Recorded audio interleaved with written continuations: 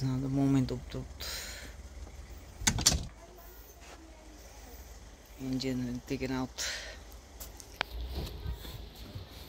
from hell. Nothing there. That is massive. Massive. So just keep on going. See.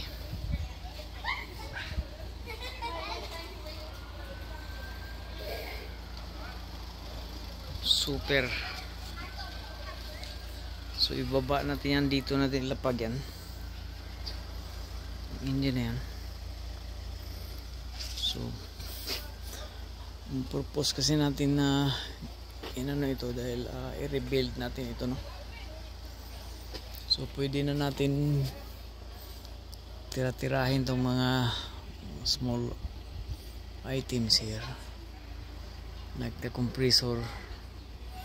You can get it out here. Compressor, steering pump, alternator, and even the starter motor. But to make it safe, we want to put it down first. So nakita niyo ang iyang timing belt, ano na talaga, contaminated talaga, kaya nag-slip siya, no. Ang 1 to 1 teeth or 2 tungod kay contaminated. So ang iya pong belt tensioner minus na kay mo pick up og slack mo nang padagang kagkusog horsepower hantod na mo shutdown na makina tungod sa timing belt na nag-slip. So kini karon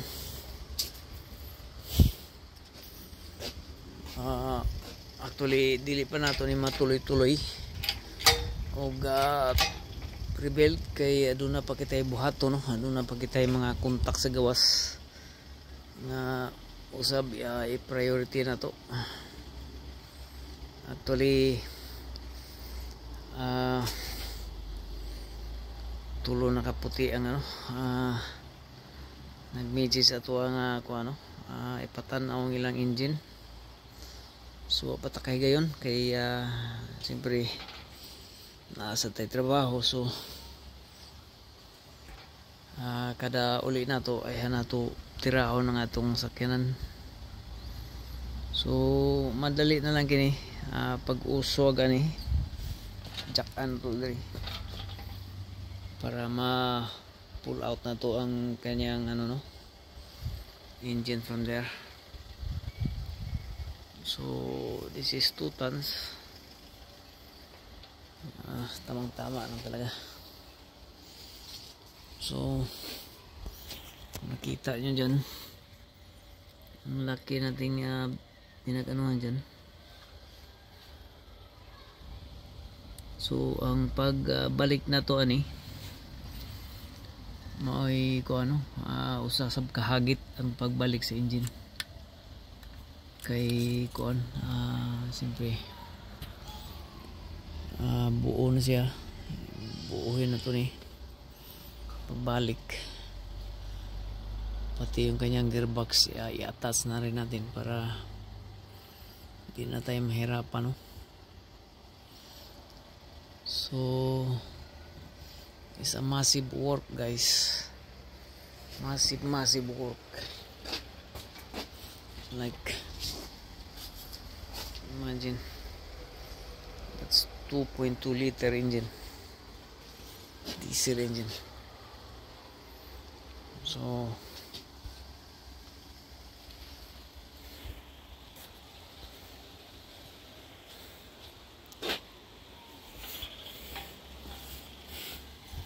grabe yung tinamo niya sa ano, oil. So kini guys mo ni yung timing mark, kini siya, kini na kanal sa camshaft sprocket, crankshaft sprocket. Nanikanan mo na yung timing mark. So isang pag na timing na siya, pero ang yang rocker arm dito sa loob baka may sira na. Karamihan itong mga Hyundai, yung rocker arm talaga ang bibigay pagka nawala sa timing. Rocker arm yung bibigay. So yan ang tutukan natin mamaya. Again, this is part 1 rebuild engine part 1. So lahat ng mga coverage lahat ng mga movement na to atong i-record, no, as an part of history, na kung mawala taning kalibutan adunay channel nga atong ipakita sa katawhan nga isip hanumanan na or documentary na nakagawa tag mga ganitong mga engine, overhaul engine. Nasa YouTube channel na to nakabutang.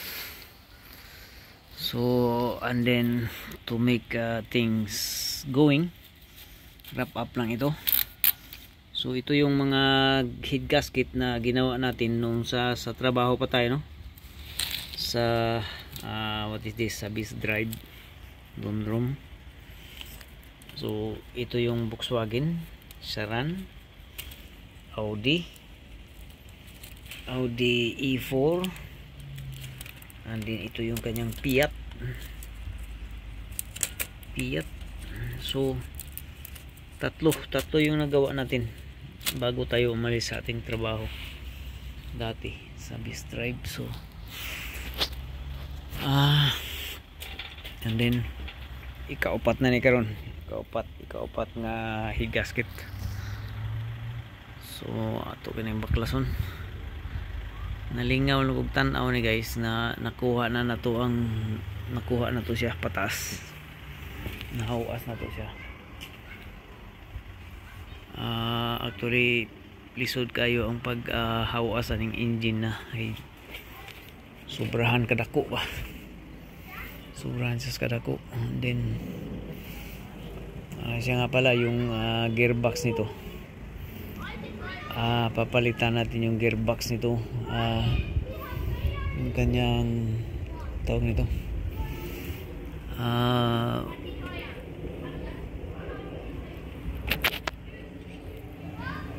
drive shaft oil seal. Ito bago itong kinabit natin, ayos ito, walang leaking ito. Doon lang sa kabila yung papalitan natin, as in makikita nyo dito yan, luma kasi yung na yan, oil seal na yan.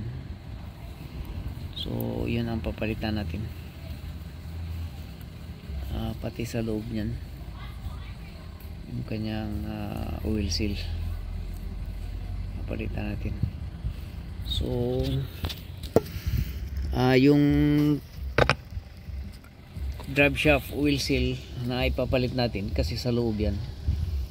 So for the first time natin magawa yan, na makagawa tayo ng ganito na drive shaft oil seal.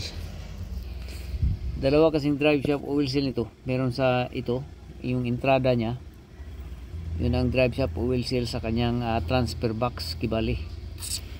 But since kinonvert na nga ito, so yung kanyang main drive shaft talaga oil seal nandun sa pinakaloob, it's very hidden inside. So that's it, and then we will continue to push out this engine, lay out on the ground. Okay, so ang ano lang ang tirada natin dito, natin itatapos natin dito. Nasasama natin. Tataas lang natin ng konti para hindi siya sasayad kasi guys. Okay, taas na siya. So ayos na mga kaibigan, hindi na muna tayo magtatapos dahil malapit na yung mag alas 8 na dito ng gabi. Pero ang alas 8 ng gabi dito is hayag pa kayo, murag hapon lang, murag alas 5 lang sa hapon sa Pilipinas. So yan mga kaibigan,